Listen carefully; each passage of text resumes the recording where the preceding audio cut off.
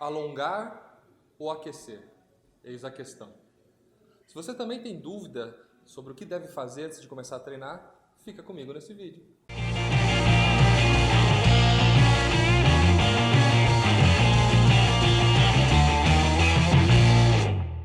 Fala galera, eu sou o Darlan e esse é o canal Coach D, chegando para deixar seu dia a dia mais saudável. Então esse tema entre alongar ou aquecer antes de treinar é um tema muito controverso que gera muita dúvida. E é normal você ter dúvida. A única dúvida que você não pode ter é de se inscrever nesse canal. Siga, compartilhe, dá aquele like legal e vamos ajudar o canal. Bora lá? Bora!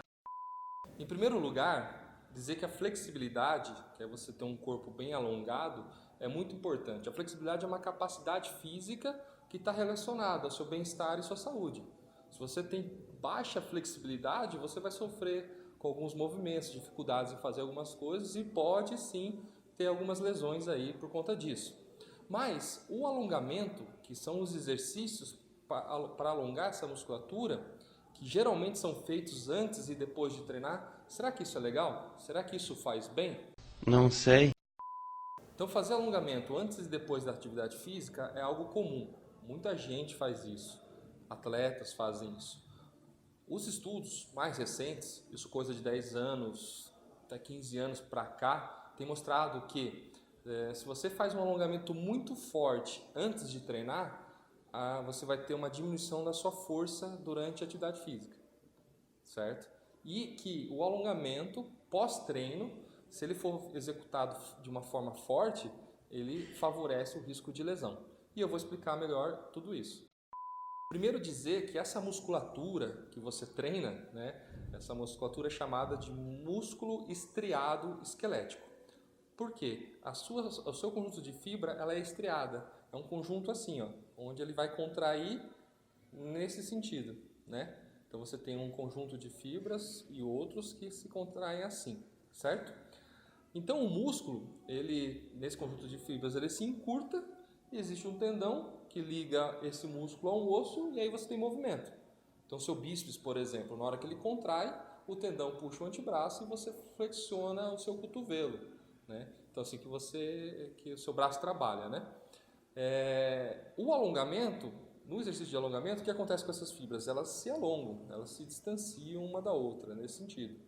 E o exercício, principalmente exercício de força, musculação, hipertrofia ou exercício intenso, ele faz todo o processo ao contrário, ele contrai bem a musculatura. Então ela vai fazer esse movimento aqui.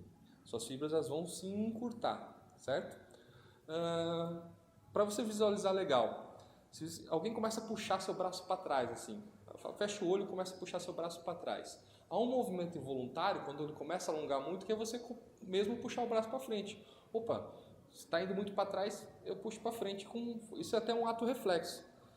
Tem um tipo de receptor no seu tendão chamado complexo tendinoso de Golgi que controla isso, né?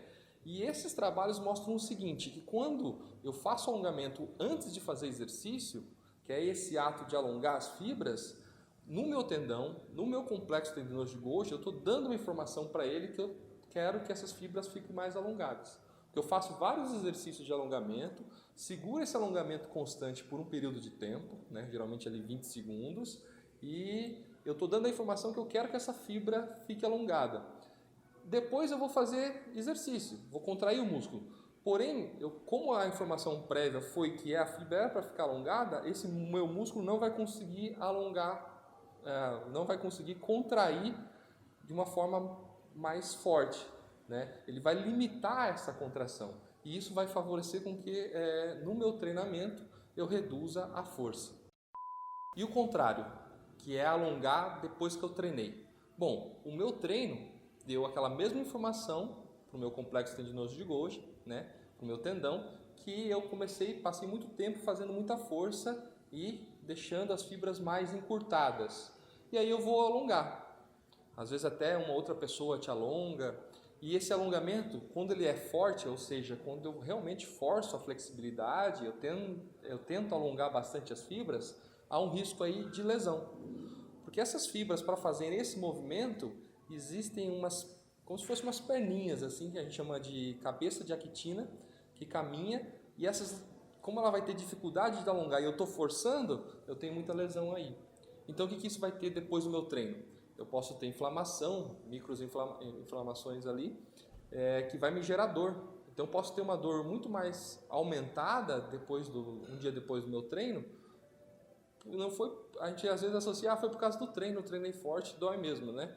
Não, às vezes foi porque você alongou e a lesão vem daí, né? O músculo não estava te permitindo alongar tanto e você forçou no alongamento, e aí teve a lesão. Então o que esses trabalhos acabam mostrando? Que o alongamento, antes do treinamento, ele vai atrapalhar o seu rendimento de força. Então o músculo não vai trabalhar bem. Então se você vai para musculação, uma carga que você trabalharia lá com uma carga X, você vai trabalhar um pouquinho menos. Se você vai correr, você vai desempenhar uma velocidade menor e assim vai. Você vai perder um pouco de rendimento de força muscular por conta do alongamento antes. E depois do treinamento, o que pode acontecer é aumentar a chance de você ter lesões nas fibras musculares, né? E levar a um processo de inflamação. E não é aquelas microlesões que vão favorecer a hipertrofia, não. É outro tipo de microlesão que pode aí levar a dor e atrapalhar os outros treinos, né? Lembrando que esse alongamento ele tem que ser um alongamento forte. Então, as intensidades são importantes, porque um alongamento forte, eu dou estímulo de alongar bastante a fibra. Um treino forte, eu dou estímulo de contrair muito a fibra. Então, são opostos, e aí um pode prejudicar o outro, né? Quando o treino não é muito forte, né, ou quando o alongamento não é muito forte, aí não tem problema. Então, eu não sou atleta, né?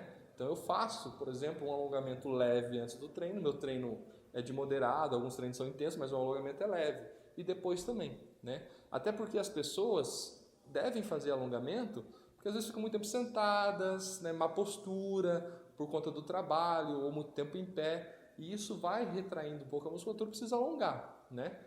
Então o alongamento é importante. Agora, quando o alongamento é para ser forte, aí o interessante é que ele seja feito fora das sessões de treino de força, de treino que exigem muita contração muscular. Tá bom. Então, quando o seu treino é forte, ou vai praticar um esporte e vai desempenhar um bom rendimento nisso, né? O interessante seria o aquecimento. E o que é esse aquecimento? Aquecimento é preparar a musculatura para a atividade que vai ser desenvolvida, né? Hoje, quanto mais específico for o aquecimento baseado naquilo que vai ser desenvolvido, melhor. Então, se você faz musculação, você aquece nos próprios aparelhos de musculação, fazendo o movimento que vai fazer, só que numa intensidade bem mais leve, né, para preparar a musculatura. Porque além de preparar assim, aumento da circulação, aumento da oxigenação para o músculo, essa parte que eu expliquei da contração também ela se torna específica. Então isso que é interessante no aquecimento, é desenvolver de forma específica o movimento. Se é corrida, por exemplo, você vai fazer, começa caminhando, acelera um pouco, né? E aí você está aquecendo a musculatura especificamente no exercício que você vai fazer. Então, pessoal, só fazendo um resumo do vídeo, o assunto mesmo é controverso porque a gente, há muito tempo atrás, começou, dentro até de um programa de exercício, nós da área de educação física, a gente colocou o alongamento como parte de um aquecimento e o alongamento como parte daquilo que a gente chamava de volta calma, que era recuperar o exercício antes de você parar realmente a sessão. Isso foi comum. O que mudou é que se passou a conhecer melhor sobre os efeitos do alongamento pré e pós-treino, né? Os estudos são não tão antigos, são de 15 anos para agora, assim. Então isso mudou um pouco o entendimento e na prática muitas coisas são comuns de muito tempo atrás e isso não mudou, mas é preciso repensar isso.